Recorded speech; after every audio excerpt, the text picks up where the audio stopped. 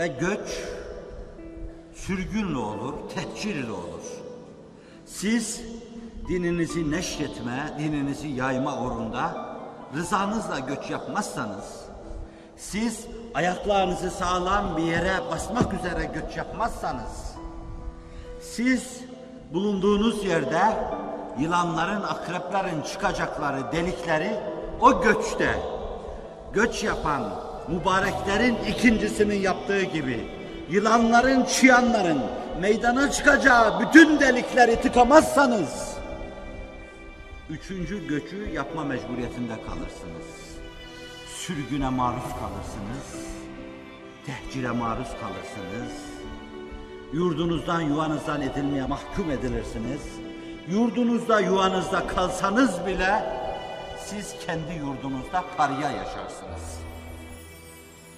Üçüncü yol yok. Tekrar ediyorum, başınızı artacağım.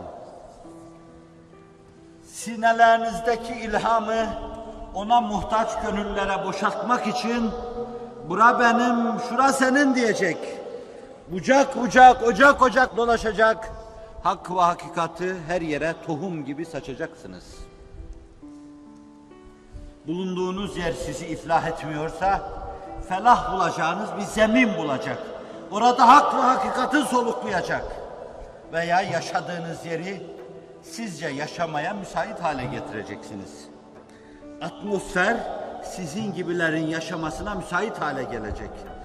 Bunları yapmazsanız siz göçe zorlanırsınız. Tehcire zorlanırsınız. Hicret, göç bir fedakarlıktır. Öyle demeyeyim.